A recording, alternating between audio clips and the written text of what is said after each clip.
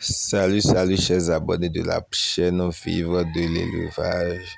Cette chaîne, comme nous l'avons su bien dit au départ, cette chaîne fait la promotion de l'élevage. Cette chaîne vous apporte des informations nécessaires à la réussite de votre projet d'élevage gratuitement. Nous ne demandons rien. Tout ce que nous vous demandons, c'est juste vous abonner à la chaîne et activer la cloche de notification. Donc, sans plus tarder, aujourd'hui, nous allons vous parler de la conduite des porcelets à l'engraissement. Dans un premier temps, nous allons vous donner l'objectif de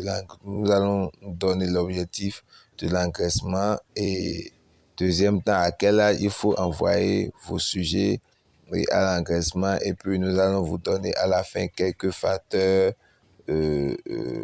liés à la qualité du porc charcutier. Maintenant, c'est quoi l'objectif de l'engraissement? L'objectif de l'engraissement, c'est de faire croître les animaux dans un temps limité et en dépensant juste la quantité d'aliments nécessaires. Le coût du porc charcutier dépendant essentiellement de la nourriture consommée. Attendez par la qualité aussi, il y a aussi la qualité de l'alimentation. Maintenant, à quel âge il faut envoyer vos sujets à l'engraissement? La phase d'engraissement commence généralement dès l'âge de 2 mois. Bon, c'est-à-dire après le sevrage.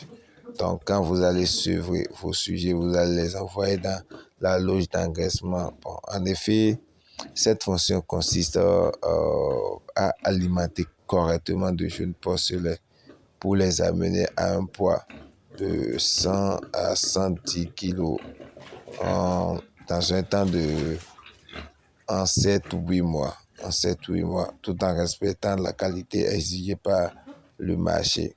Donc, c'est un peu ça. Maintenant, nous allons aborder la dernière partie qui est les facteurs liés à la qualité du porc charcutier. Bon, vous savez, la dépense d'aliments et la qualité du porc charcutier sont liés aux nombreux facteurs dont nous allons vous donner quelques-uns. Il y a la race d'animal qui est très importante, parce que c'est la race d'animal qui détermine l'aptitude à transformer l'aliment en viande. Vous avez la qualité du porcelet au démarrage de la période d'engraissement. C'est pour cela que je précise que le démarrage, c'est une étape où il faut pas rater. Parce que dès que vous ratez cette étape, c'est que il vous sera très difficile de rattraper la croissance de vos sujets. Il y a l'ambiance dans laquelle vivent les animaux. Il y a aussi l'ambiance dans laquelle vivent les animaux. C'est-à-dire, il y a la chaleur, l'humidité, la propreté, et entendez par là l'hygiène et l'espace disponible, la densité. Et il y a l'état sanitaire général du troupeau.